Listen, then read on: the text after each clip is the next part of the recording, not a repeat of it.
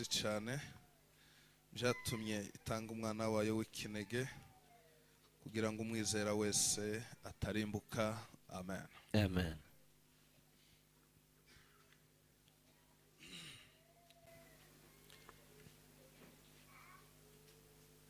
Hallelujah. Hallelujah. Baraka beo kabaye ariko tugerageze tubane. Sijui kama kuna baridi, tutaendelea kwa pamoja nanyi. Iyo ndafite ico ngiye gukora nza ntuza cyane mu kanisa. Kama sina la kufanya mimi nanyenyekea sana kwa kanisa. Ariko iyo ngize ico bampaye nza nkendera ngo abandi ntibatuze dufatikanye. Kini nikipewa kazi nataka tuendelee pamoja na nyinyi na msibaki hivyo. Hallelujah. Hallelujah. Mane bahumugisha cyane. Mungu awabariki sana. Dusomye iri jambo. Tumesoma neno hili. Iri jambo ryigeze kugerwaho cyane. Neno hili limetawala sana. Abantu bararibroka bararifata mu mutwe. Hata watu wakashika kwa kichwa kama memory verse. Baseraza batangira kuryita ngo ni ry'abagore. Hao waseraza wakaanza kusema neno hili ni la wamama. Abana bararimenya. Watoto wakajua. Abagabo bararimenya batazabagera mu rusengero. Ambao wafiki kwa kanisa wakajua neno hilo. Nijoro mu gitaramo abantu bataramye. Wakati usiku watu wakiendelea kuomba, bakarengeza itara bakakubwira ngo witegure uraganira. Wanakuja na tawa na kuambia jitayarishe utanena. Nubwo yaba ari umuntu utazi gusoma. Ngawa hakukuwa ni mtu ambaye hajui kusoma. Agafata Biblia akayicurika agahita soma. Lakini hata Biblia haya anashika anasoma tu. Nguko Imana yakunze abari mu isi cyane. Kwa sababu Mungu aliupenda ulimwengu sana. Ngo zatumye itanga umwana wayo. Hata ikamtoa mwana wa pekee kugira ngo umwizera atarimbuka. Amwaminie asipotee. Lirahinda abantu batangira kugenda baritinya. Hata ikapita sana watu wakaanza kuogopa. Umuntu bahagurukije wese akarikoraho. Mtu yote ambaye amesimamishwa anagusa neno hilo. Iri jambo. Neno hili. Nashobora kuvuga ko likuriye andi magambo ari muri Biblia. Ndiyo neno kubwa ambalo liko katika Biblia. Kuko Biblia. Kwa sababu Biblia. Itorero. Kanisa. Rishingiye kuri Biblia. Lina msingi katika Biblia. Ligasubira ligashingira kuri Yesu Kristo. Na pia lina mizizi kwake Yesu Kristo. Ibindi bidashingiye kuri Biblia no kuri Yesu Kristo. Mengine yasiyokuwa katika Biblia na pia katika Yesu Kristo. Na madini. Hayo ni madini. Hao bita Waislamu. Hao ni Waislamu. Tuzabakoze Biblia. Usiwaambie maneno ya Biblia. Ntuzababwire Yesu ngo umuzane nka Yesu tuzi twebwe itorero. Usimulete kama Yesu kama sisi yule tunajua katika kanisa. Bafite Qur'ani yabo. Yeye anayo Qur'ani yake. Bafite Muhammad wao. Hao pia wana Muhammad. Hao bita wa Buddhiste. Hao wanaoitwa Buddhiste. Abandi bakora iby'imigenzo ya kera. Hata wengine wanatenda zamani sana. Ayo madini yose. Madini hayo yote. Afite ibindi byayo agenda. Na pia kuna sheria za hiyo madini. Hanyuma itorero. Pia kanisa. Twebwe tukagendera kuri Biblia na Yesu Kristo. Sisi msingi wetu ni Biblia pia Yesu Kristo. Hanyuma iri jambo. Na pia neno hili. Liravuga ngo nkuko Imana yakunze abari mu isi cyane. Nimesema kwa sababu Mungu aliupenda ulimwengu sana. Aho ngaho. Hapo. Niyo hari inkomoko ya Biblia. Ndio mwanzilishi wa Biblia hapo. Isezerano risha. Katika Agano Jipya. Ni Yesu waje urihetse. Ni Yesu amekuja naye akiweka mgongoni. Mbere yuko Yesu ariheka. Kabla Yesu aweke mgongoni. Habanje kwemerwa ko Imana imutanga. Ni lazima imekubaliwa kwamba Mungu amtoe. Tuvuge ngo amen. Amen. Nukuvuga ngo iri jambo. Ni kusema neno hili. Lirabanziriza isezerano risha. Hiyo ndiyo linatangulia kabla Agano Jipya. Kuko ryabanje kuvugwa n'Imana kwemera gutanga umwana. Kwa sababu limesemwa na Mwenyezi Mungu kwa kumtoa Yesu Kristo. Umwana tuzanira ibingi. Na mwana akatuletea haya. Tuvuge ngo amen. Amen. Tuzamurira Imana icyubahiro. Tumpe Bwana tukufu. Hallelujah. Hallelujah. Kuko Imana yakunze abari mu isi. Kwa sababu Mungu aliupenda ulimwengu. Imana. Mungu. Ifite ibintu bikomeye yakoze. Inayo maneno makubwa ambayo amefanya. Umuntu. Mtu. Na wafite ibindi bibi yakoze. Na naye pia kuna mabaya ambayo ametenda. Ikintu cyambere Imana yakoze. Neno la kwanza Mungu amefanya. Ni ukurema umuntu. Ni kumuumba mtu. Kandi kamurema mu shusho yake. Na kamuumba katika sura yake. Ikintu kibi umuntu yakoze. Neno mbaya mtu amefanya. Ni ukwambura ishusho y'Imana. Ni kuvua sura ya Mungu. Yamara gasubira kananirwa kwambara ishi. Na pia anashindwa kuvaa ingine. tuvuge ngo amen. Amen. Imana imaze kurema umuntu, Mungu alipomuumba mtu, yamukuye mu butaka, imemtoa katika udongo, imuhumekeramo umwuka na wayo, ikampa pumzi yake, ahitagira ubugingo. naye akawa na nafsi. Imana Mungu ngwikata igice kimwe cha Edeni, na akakata pande moja la Edeni cy'iburasirazuba, ambayo ni mashariki, ibwira umuntu ngo baha. ikamwambia mtu utaishi hapa. Imana Mungu imuremera ngo ibintu byinshi by'ingenzi, ikamuambia maneno mengi ya samani ya kwanza. iramubwira ngo ntuzagira icyo uzaba, Ikamwambia usikose lolote, ntuzagira icyo uzakena, usikose lolote. hano hantu Mahali hapa uharinde, utalinda, uhahingire, utapalilia, uhabe igihe cyose, utaishi wakati wote. haleluya. Amen. Mtu ngo bucahura na Satani, siku moja akakumbana na shetani. ahuye na Satani, alipokumbana na shetani, gahunda za Satani, mpango yake shetani ni ukugira ngo akwake icyiza ufite, ni kukunyang'anya ama kukupokonya zuri ulilo nalo, akaguheza ikiba afite, na kupee mbaya alilo nalo. hanyuma mu magambo ya Satani, katika maneno ya Satani, azayita icyiza cyawe kibi, la yako nzuri analiita libaya, iciwe kiba akacita icyiza, mbaya lake analiita lizuri. Satani Shetani ntazagenda nk'udafite ubwenge, ni kama hatembei kama mtu asiyekuwa na akili, kandi aje kuganiriza umuntu, na anakata anapoongea na mtu, ntaza asa n'uhaganira n'igifu, yeye ni kama ajui kama ataongea na mtu ambaye hana elimu. azakoresha ubwenge, yeye anatumia akili, agakoresha ubwenge, yeye anatumia akili. nico gituma ndio maana ijambo rivuga ngo mugire ubwenge nk'ubw'inzoka, ndio maana neno linasema mkuwe na akili kama nyoka. hanyuma igitera kugira ubwenge buri nk'ubw'inzoka, nini inayosababisha tuwe na akili kama ya nyoka?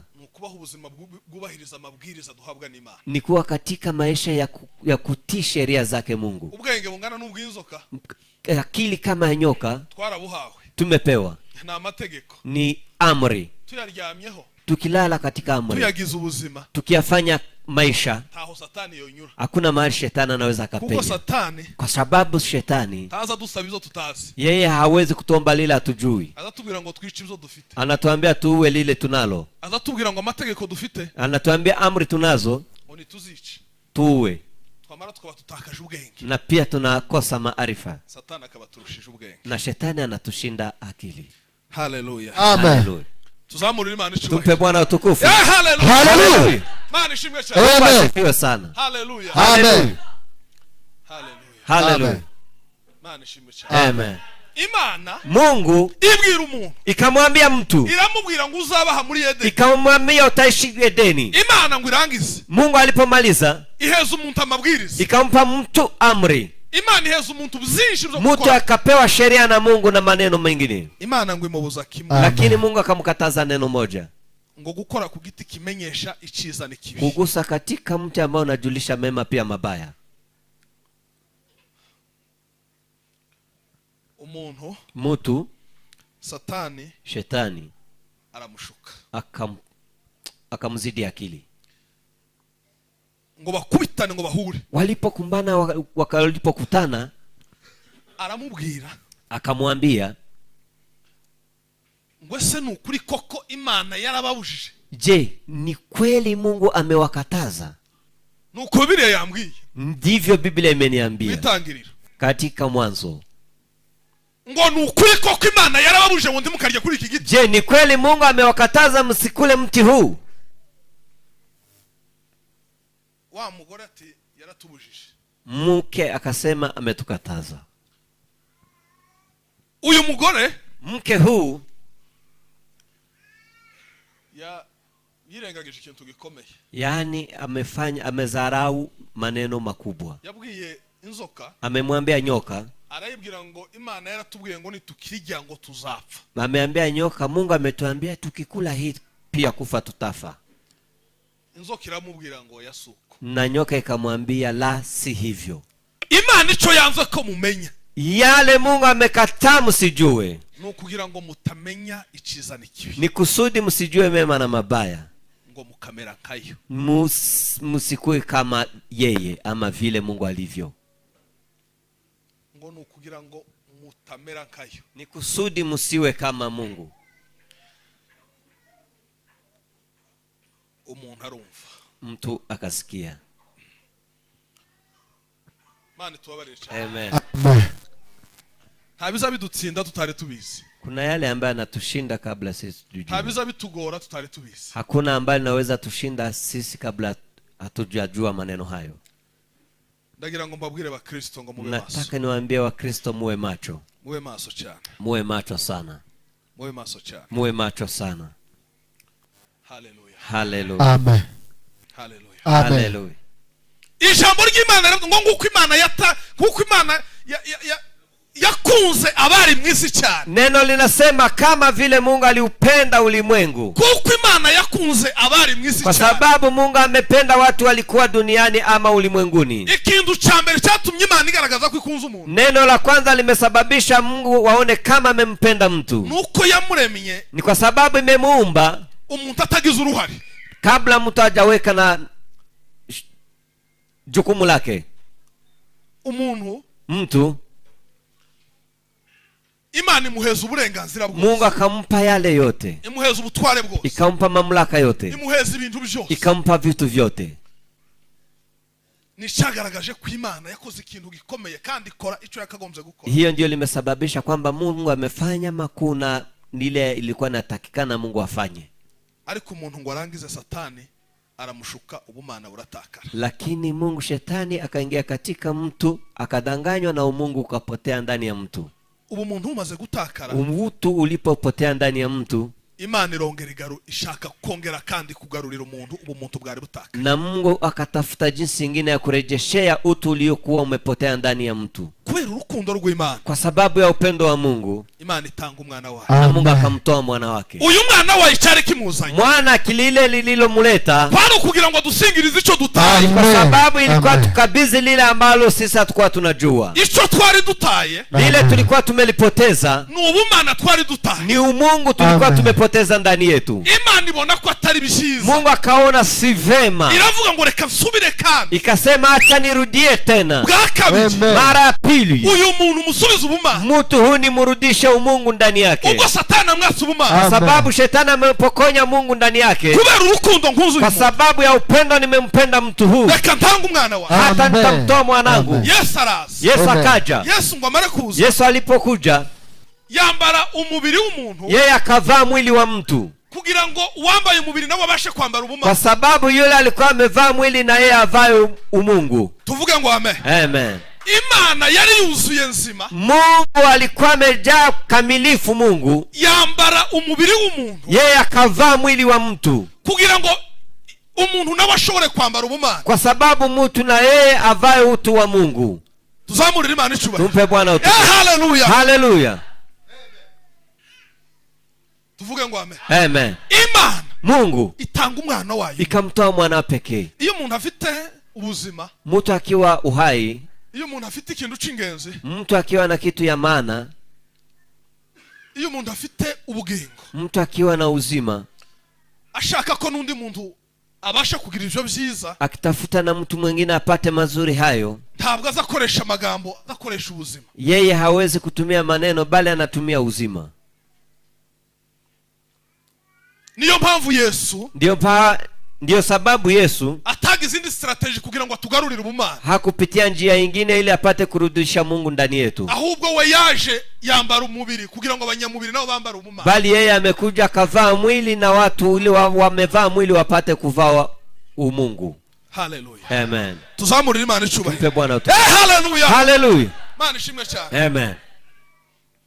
Hanyuma rero iyo umuntu ananiwe. Saa mtu akishindwa. Iyo umuntu ananiwe amabwiriza y'Imana. Mtu akishindwa sheria za Mungu. Hari ibintu bimubaho. Kuna yale ambayo maneno yanamfikia. Hari ibintu bimunaniza. Kuna yale maneno ambayo yanamchosha. Hari intambara agira adashobora. Kuna vita ambazo hawezi kupigana nazo. Hallelujah. Amen. Iyo umuntu ataya amabwiriza y'Imana. Mtu akipoteza sheria za Mungu. Iyo umuntu ananiwe iby'Imana. Mtu akishindwa ya Mungu. Ikintu cha mbere kiza kimubaho. Neno la kwanza linalomfikia. Azatinya mu maso h'Imana. Yeye anaogopa uso wa Mungu. Iyo umuntu akoze icyaha. Mtu akitenda dhambi. Iyo umuntu yishe itegeko. Mtu akivunja sheria. Iyo umuntu yirengagisha. Mtu akizarau. Ikintu cha mbere. Neno la kwanza. Azatinya mu maso h'Imana. Yeye anaogopa mbele za Mungu. Kandi uko umuntu agomba kubaho. Na gisi mtu anatakikana aishi. Agomba kubaho kubaho ubuzima buri imbere y'Imana. Ni lazima aishi maisha aliyo mbele za Mungu. Umuntu agomba kubaho ubuzima buri imbere y'Imana. Mtu ni lazima aishi maisha akiwa mbele za Mungu. Adamu na Eva bamaze gukora makosa, walipofanya makosa, bamaze gukora icyaha, walipofanya dhambi, ikintu cya mbere bako, neno la kwanza walilolifanya, ngo barahunze, wamekimbia. tuvuge ngo amen. Amen. Bahunze mu maso h'Imana. Wao wameogopa uso wa Mungu. Imana ngo iza igenda nkuko byari bisanzwe. Mungu akaja akitembea kama ilivyo kawaida. Arahamagara ngo Adamu. Mungu akaita Adamu. Adamu ngo aritaba. Adamu akaitika. Iyo umuntu yakoze icyaha, mtu kama amefanya dhambi, azahunga mu maso h'Imana. Yeye anaogopa mbele za Mungu ama uso wa Mungu. Kandi iyo umuntu ahunze mu maso h'Imana, na mtu akikimbia uso wa Mungu, azahunga nta bwenge. Yeye anakimbia bila akili. Tugerageze dutekereze iki kintu twese. Sisi tutaendelea kwa pamoja tufikirie maneno haya. Adamu na Eva bari bihishe. Adamu na Eva walikuwa wamejificha. Kandi uwo bari bihishe yari Imana. Na yule alikuwa amejificha alikuwa ni Mungu. Imana itababwiye ngo ko ndababonaho muri, irabahamagara gusa. Na Mungu akawaficha kwamba naona mahali wapo, akawaita. Ngo bahamagare barita babihishe. Na wakati alipowaita wakaitika na walikuwa wamejificha. Tuvuge ngo amen. Amen. Yaravuze ngo Adamu. Akasema Adamu. Adamu aritaba. Adamu akaitika mahali alikuwa amejificha. Aritaba. Yeye akaitika. Tuvuge ngo amen. Amen. Hari abantu batagikunda imirindi y'Imana. Kuna watu ambao wapendi vishindo vya Mungu. Hari abantu bahunze mu maso y'Imana. Kuna watu ambao wamekimbia mbele za Mungu. Aya majwi turimo tuvuga ijambo ry'Imana. Maneno haya tunayoyasema neno la Mungu. Turimo turahamagara ngo suri. Sisi tunaita uko mahali gani? Uri hehe? Wewe umejificha wapi? Uko wapi? Uri hehe? Wewe uko wapi?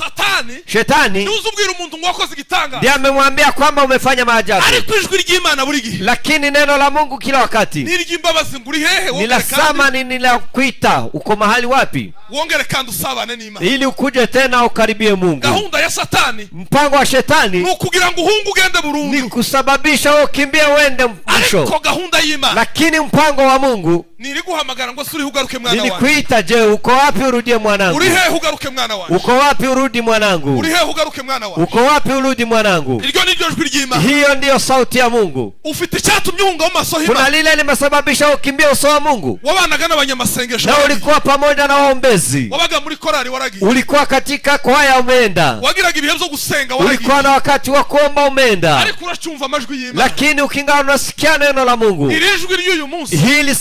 Hii sauti ya leo. Guhamagara ngo suri he? Ila kuita wewe uko wapi? Arachateza imbabazi. Yeye ananyosha mikono kwa sababu ya rehema. Yesu akingali na rehema. Arachafite imbabazi. Yesu akingali na rehema. Satani ntaguciraho iteka. Shetani asikate tamaa kwako. Tuzamurira Imana icubahiro. Tupe Bwana tukufu. Haleluya. Haleluya.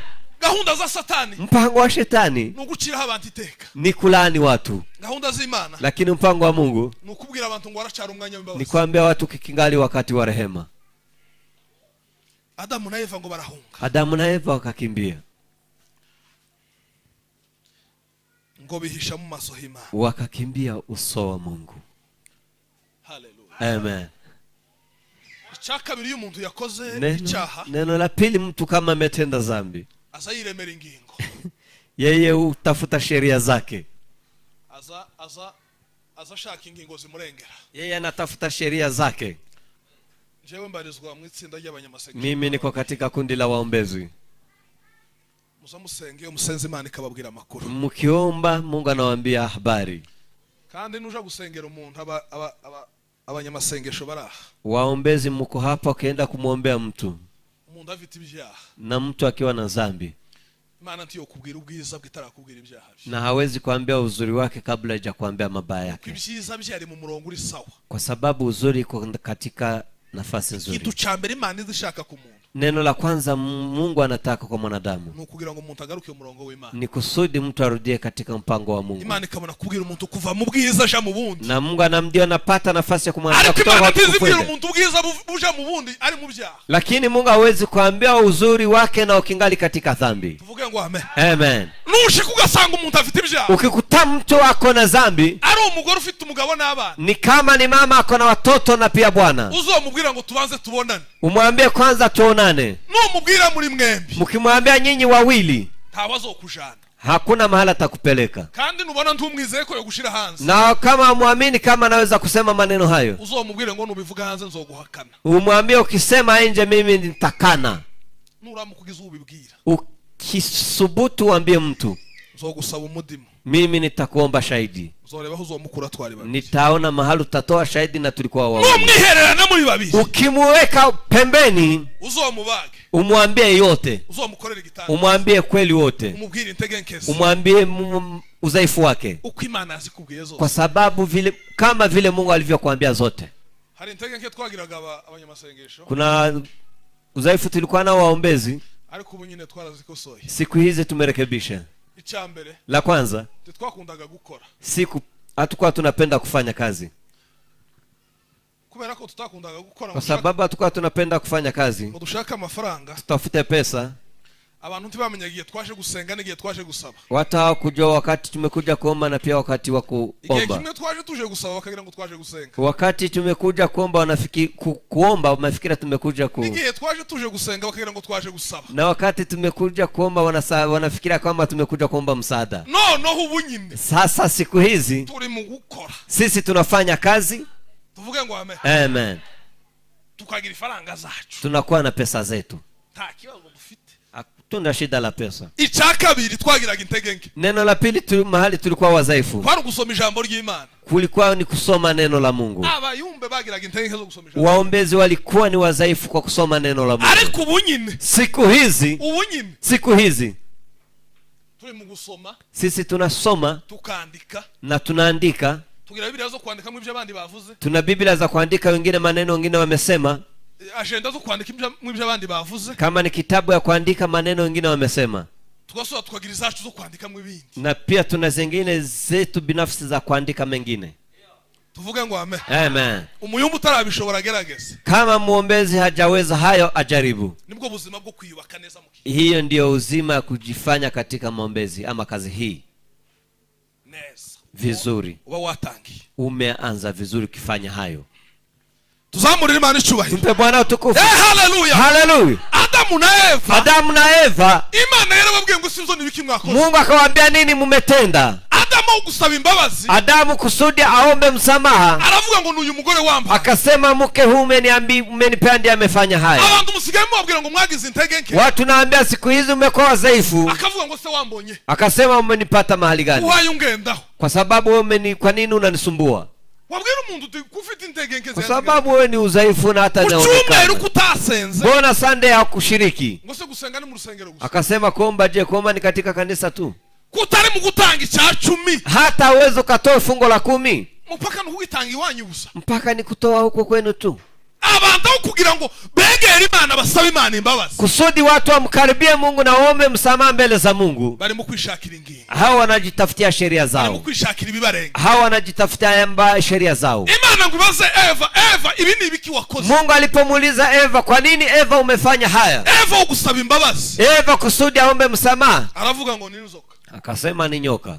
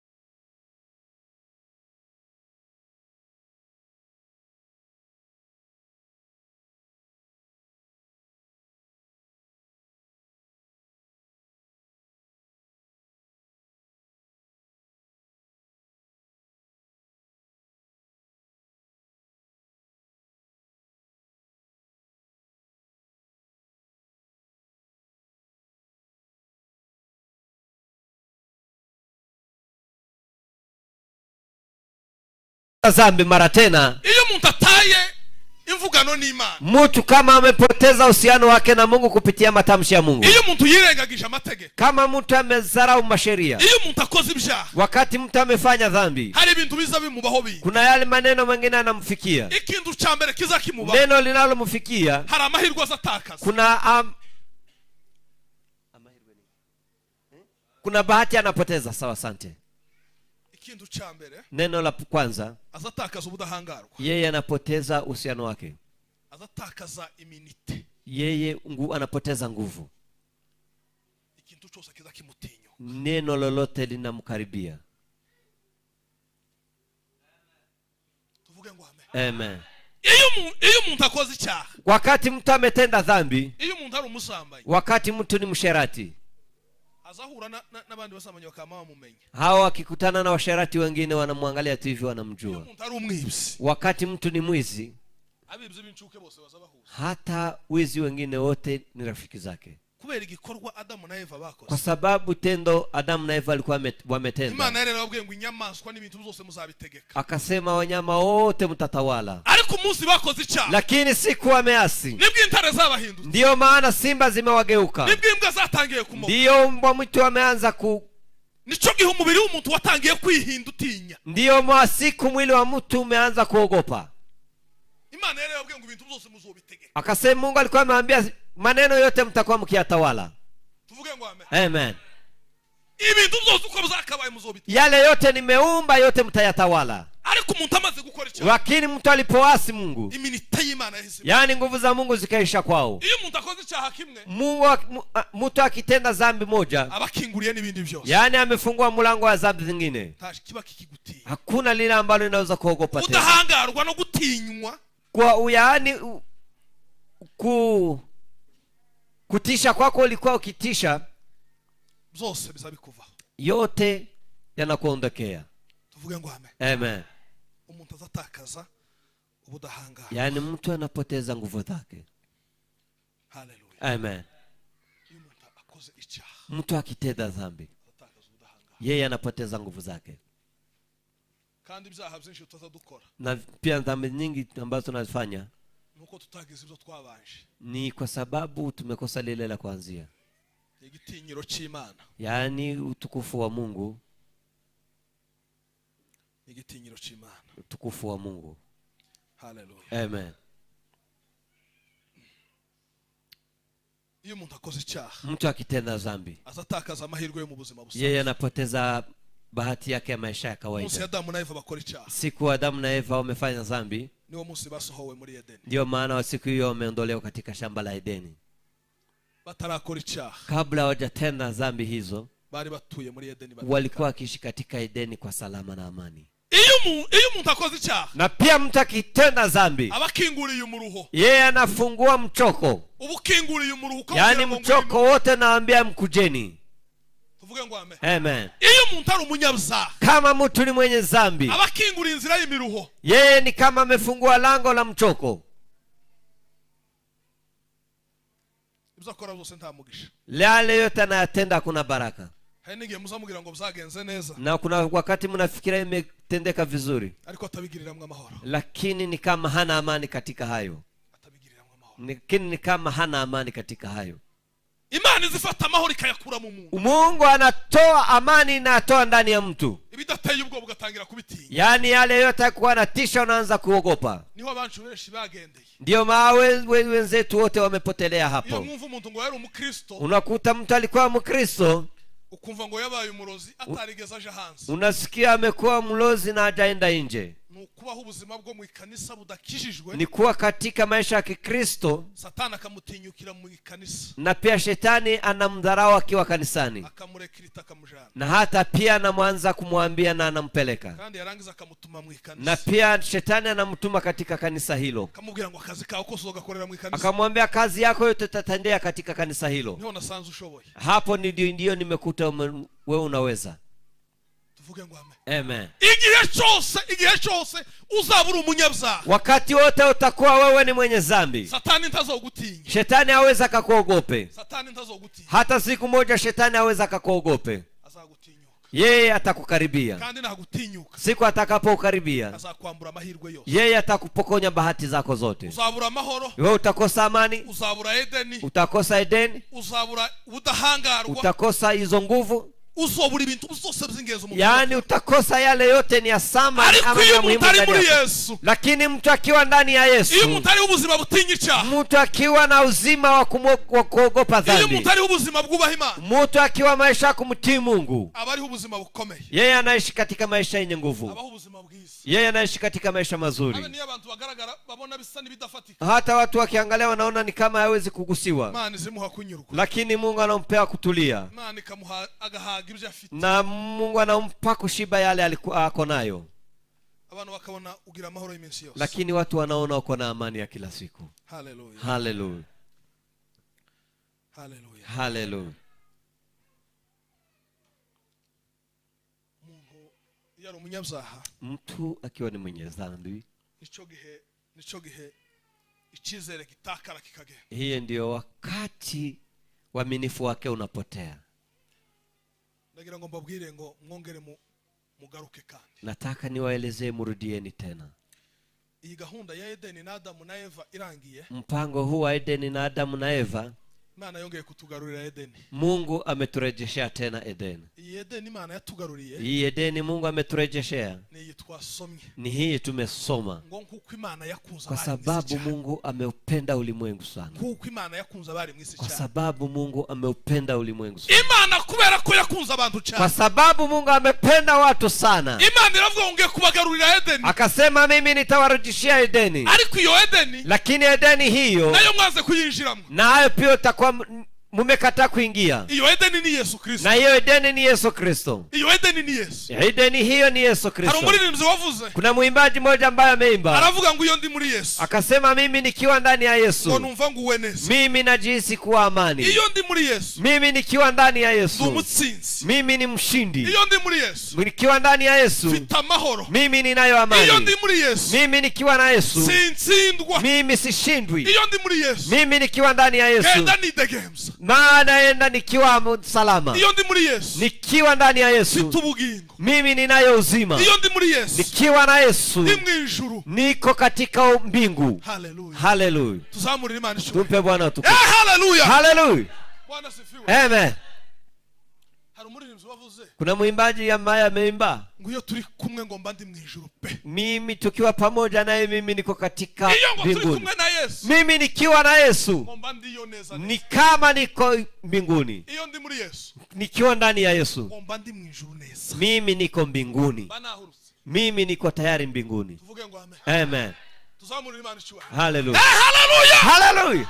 Iyo ndi muri Yesu. Mimi nikiwa ndani ya Yesu. Iyo ndi muri Yesu. Mimi nikiwa ndani ya Yesu. Iyo ndi muri Yesu. Mimi nikiwa ndani ya Yesu. Iyo ndi muri Yesu. Mimi nikiwa ndani ya Yesu, Bandu umutsinzi. Mimi ni mshindi. Iyo ndi muri Yesu. Mimi nikiwa ndani ya Yesu. Hari abantu bagira ngo byagenze nabi. Kuna wakati watu wanafikiria imekuwa vibaya, ariko ngo bagatangazwa nuko mukanya gato ngo bigenze neza. Lakini wanashangaa wakati mdogo imekuwa vizuri. Umunsi yashize. Siku zilizopita baramfunze. Yeye amefungiwa. Ngo bamare kumfunga. Walipomfunga haza abantu. Kukaja watu. Baravuga ngo se ntaza senga. Wakasema je, tunafikiri anaomba. Ngo ngaho azosenga vemo. Sasa aombe atoke ndani ya jela. Ngo bamare kuvuga uko yashize iminsi. Waliposema katika siku hizo kupita siku 2, baramfunga cyane. Wakamfunga sana. Bankure Goma banjana Kinshasa. Yeye akatoka mji wa Goma akaelekea Kinshasa. Ngo bangezeyo. Walipofika huko, abantu baza kunshinja. Watu akakuja kumsemea uongo. Ngo barangize. Walipofika, baranshinja ngo mare kunshinja ndaka. Waliposema hayo yote nikakana, nikasema hapana. Ngo mare guhakana. Niliposema hapana, barambwira ngo nivuge ijambo ryanyu. Wakasema niseme neno la mwisho. Ndababwira ngo ubushake bw'Imana ari bwo buko. Nikasema mapenzi ya Mungu atimie. Tuvuge ngo amen. Amen. Ndababwira ngo ubushake bw'Imana, mapenzi ya Mungu ari bwo buko atimie. Iminsi yose, siku zote sinigeze ngira ubwoba. Sijakuwa na hofu. Naravuze ngo nindamuka nguya. Nikasema nikikufa nikiwa hapa, urugenzi rwanje ruzoba rubaye rugufi. yaani siku zangu zitakuwa ni zimekuwa fupi. Itakuwa nimeenda mapema, itakuwa iko sawa. Na tena nikirudia tena nyumbani, na Mungu atakuwa amependa kuna yale nitakayoenda kuyafanya huko. Yale Mungu atakayoyapenda ama amuru, mimi niko tayari kufanya hayo. Amen. Tuzamurire Imana icyubahiro. Tupe Bwana tukufu. Hallelujah. Hallelujah. Tuvuge ngo amen. Amen. Ngo buce siku moja kiraho muri iyo nzu y'imbohe, nikiwa katika hapo jela, ndarwara, nikagonjeka. Umuntu yarwaraga, iyo wakati mtu alikuwa akigonjeka, abantu batangira kwihitamo ngo nije uzoja kumushiraho baza batabantu bamaze gupfa. Hao watu wakaanza kujitoa, mimi nitampeleka mahali wanapozika watu ambao wamekufa.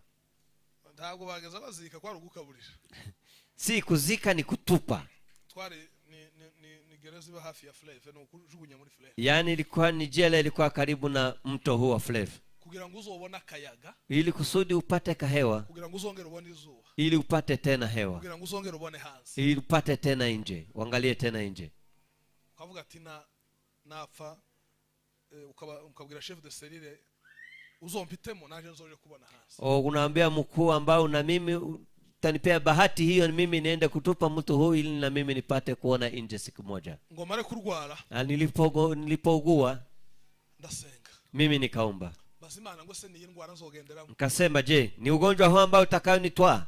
Imana irambwira ngo yarishatse kunkangura kugira ngo nsenge. Ilikuwa nataka tu nikuamshe ili upate kuomba. Imana irambwira ngo mukuru yoboye directeur w'iyo prison. Akasema mkuu ambao ni mkuu wa jela hiyo, ngo nawe yarwaye, na yeye amegonjeka. Ngo nawe yarwaye, na yeye amegonjeka. Imana irambwira ngo genda umubwire. Ikamumunga akaniambia nende nikamwambie. Yararwaye amaso. Yeye alikuwa amegonjeka uso, macho. Niba mubaga yo maso azahita apfa burundu. Wakamwambia siku atafanya operation ya macho hiyo atakufa, macho hiyo itakufa. Kandi mu ntebe yicayemo niho harandi maso. Na mkiti alikuwa amekalia hapo, kuna macho mengine. Ngomare mbaza Imana ngo se ko ntaza ntambuka kakugi. Sasa mimi sipiti mlango huu. Ko ntumbeshesheje. Je, unaniambia vipi hivi? Ndangize na mambwira abagaza baturinda ati Imana yantumye kwa director. Nikaambia walikuwa kitulinda, Mungu amenituma kwa director. Barambwira, akaniambia uminsi yaje gupfa yageze, siku zangu za kufa zimefika. Ndamubwira ati ni Imana yambwiye, ni Mungu ameniambia. Ngo turangize umunsi wakurikiyeho, siku iliyofuata mfungwa ziteza kavuyo, hao wajela wakafanya makelele, abayobozi baraza, wa viongozi wakaja. Ngo barangize, walipokuja barababwira ngo bagende babaza buri muryango ibibazo bafite, waenda wakauliza kila mlango shida wanazo. Uriya muyobozi wenyine ahitaza, yeye mwenyewe wakaja. Wari ukuriyeho twari turi yararwaye, yeye alikuwa mkuu mahali tulikuwa, yeye alikuwa mgonjwa. Ampitamwe aravuga ngo ari wewe uvugana n'umuyobozi uza kubaza ibibazo dufite. Akaniambia wewe ndio utaongea na mkubwa ambaye atakaye kuja. Araza ku idirisha ryacu, akakuja katika dirisha, aravuga ngo mwebwe mufite ikibazo nyawe. Akamwambia, je, nyinyi shida ni gani? Ndamubwira ngo hasigaye iminsi 3 bakakubaga amaso, kuna baki siku 3 ili ufanyiwe operation, na hiyo macho yako haitaongeza tena kuona. Lakini Mungu ameniambia nikuombee utapona. Hakuna mlango mwingine ameingia. Yeye akarudia, siku ifuatayo wakaniita. Neno la kwanza walilolifanya, wakaniambia nenda ukaoge. Nilikuwa siku mingi sijaoga. Amen. Ijambo rya kabiri, neno la pili, aravuze ngo se nizufita kenda keza mutizi. Akasema nani akona nguo nzuri ili apate kumkabidhi. Umwe nari ngugiranya amezi 3. Mmoja ilikuwa miezi 3 sijavua. Bare bari ufite umeze kaneza baraumba. Wakatafuta nzuri wakampea. Ngo nshiki mbere ye. Nilipofika mbele zake, ndamubwira ati ndashonje. Nikamwambia niko na njaa. Ampeza umugati. Akanipa mkate. Ndangeza ndamubwira ati warugiye kugira ikibazo urakize guhera ubunyine. Lakini ulikuwa umeenda kufa, ulikuwa umekumbana na shida, lakini kuanzia saa hii umepona. Guhera uwo munsi apeza akise kuzambona kazuba. Yes, siku hii akanipea nafasi kila siku ya kuota jua. Tuvuge ngo amen. Amen. Mugihe abandi bari ko bavuga ngo agende, wakati wengine alikuwa sema nenda na agende, yeye aende. Wakati wengine alikuwa amekuja kunishtaki, lakini mtu akiwa ndani ya Yesu, siku zote nimeishi hapo. Hakuna mtu ambaye tulikuwa naye mzozano, na lile alikuwa amenishtaki, hakuna uhusiano na wale tulikuwa tunaishi, hakuna hata uhusiano ilikuwa na hao tulikuwa tunaishi. Amen. Mtu akiwa ndani ya Yesu Kristo, mtu akiwa ndani ya Yesu Kristo, maisha yake yote yanakuwa mazuri.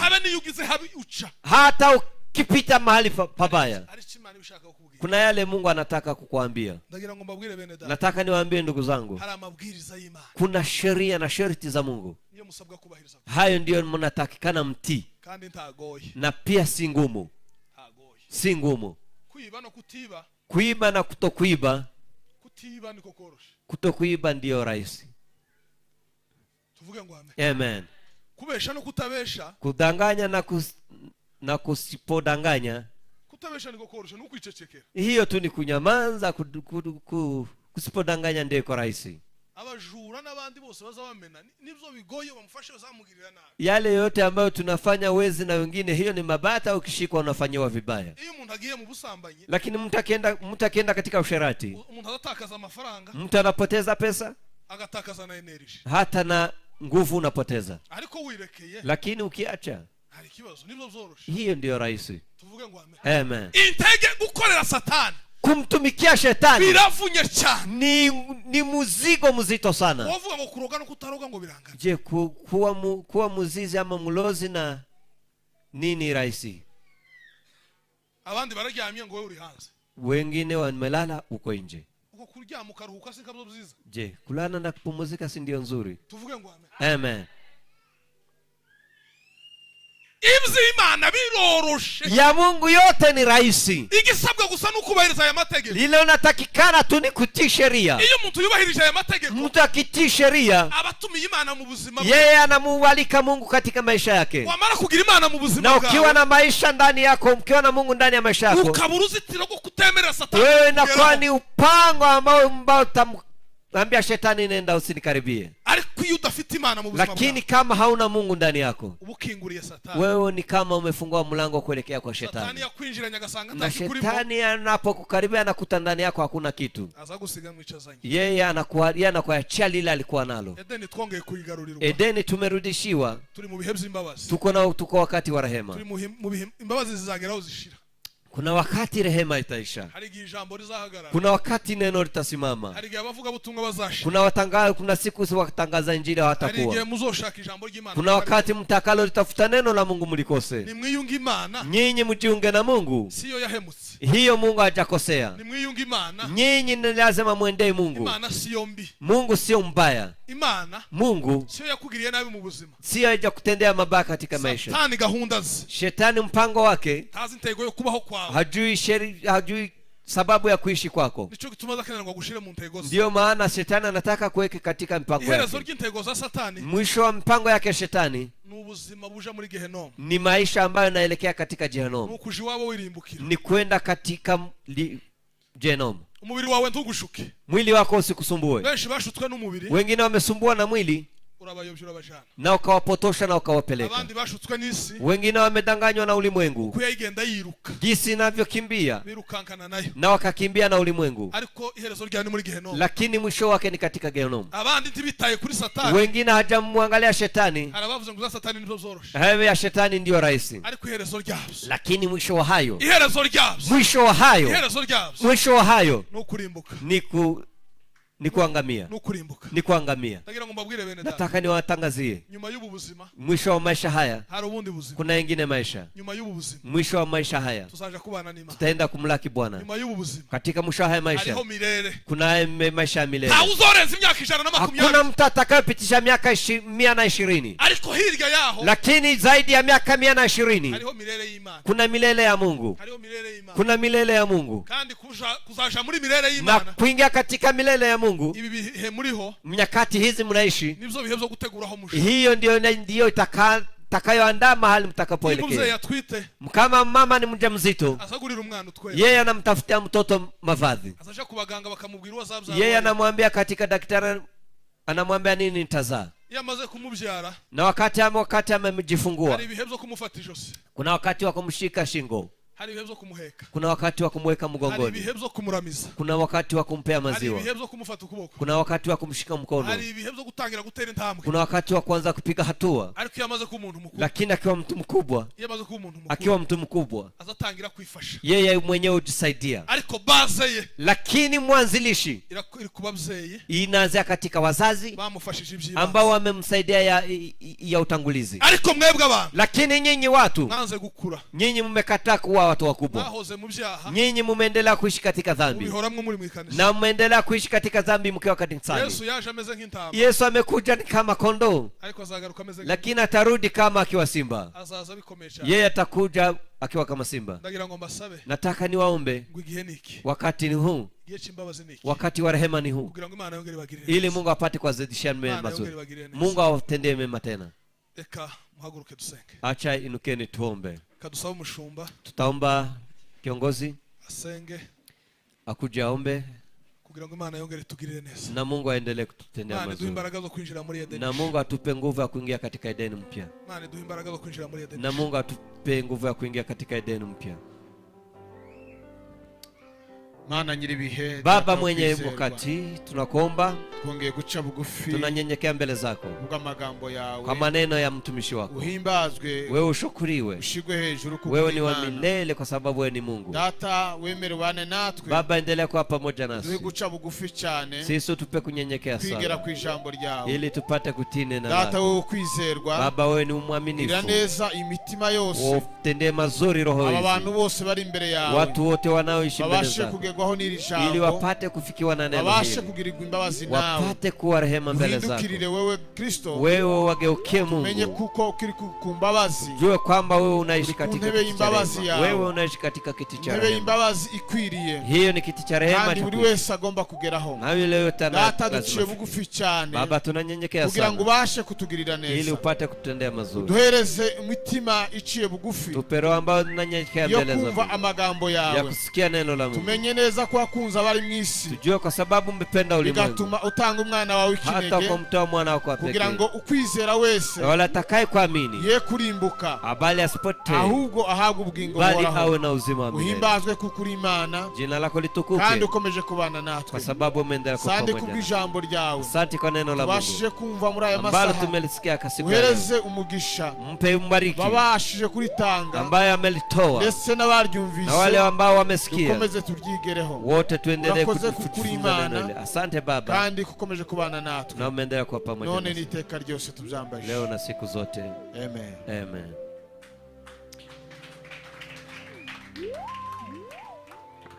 Barakoze nimugoroba, nanone turaba turi kumwe nawe, murarike n'abandi bose tuze twumva ijambo ry'Imana. Mwongere mukubita amashyi. Shangilia makofi kwa Mungu. Umuvugabutumwa wacu arakoze. Munenaji wa neno, asanteni sana. Agatangazo gatoya abantu biyegerejwe none hano. Tangazo la kwanza, wale wamekaribishwa hapa bazi kubona na pasiteri, wakuje kubaki waonane na Pastor Mtabazi. Mwaguruke twumve umushitsi wacu kutoka Kitengera pasiteri. Muinuke tusikie pastor kutoka Kitengera adusoreza amateraniro tamtisha ibada. Mwaguruke. Mana yo mu ijuru, Mana y'imbaraga n'ubushobozi, turagushima kuko waduhaye materaniro meza uyu munsi, tugize icyo tugabana ku munsi wa none. Asante kuko wabibonye, kuko natwe tugirirwa amahirwe yo kumvira ijambo uyu munsi hano. Umugisha mwene data wagurutse cyangwa se waganirije ubwoko bwawe kuri uno munsi, ugira neza kandi urakomeye. Umugisha utanga utandukanye n'uw'abantu. Reka imbaraga zawe zikomeze kubana nawe, ubwiza bwawe bukomeze kumufasha. Sandi gitare, fasha ubwoko bwumvise iri jambo. Ntabwo twumva ijambo kubwo kurisiga, ahubwo turyumva kugira ngo tubashe kuryigiraho, tubashe gutera intambwe kubera ko uru rugenzo ari rurerure. Asandi kuko wabikoze Mana. Turagushimiye kuri gahunda zose zabereye muri iki cicaro. Imbaraga zawe zibashe kwiyerekana no gukora ibikomeye. Tugeze mu mwanya wo kwerekeza mu ngo zacu Mana.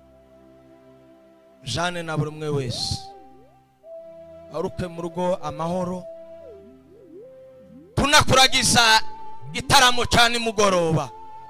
Abaza kugirirwa umugisha wo kukibamwo babashe kongera kunguka kuko ari cyo gikenewe muri iki gihe, kugira ngo biduheshe gutunga imitima ifite ubwenge. Asande wagize neza. Twizeye wowe, imbaraga zawe reka zikomeze kwiyerekana muri byose, muri gahunda zose zabereye hano turazikuragije kandi turanazigushimiye. Rero tunakwereka Ninziza gukurikiraho ubashe kugaragara nk'Imana. Sandi gukomeza kutugirira neza no kudufasha. Dusenze twiringiye imbaraga z'umwami wacu dukunda. Amen. Ujana amahoro y'Imana.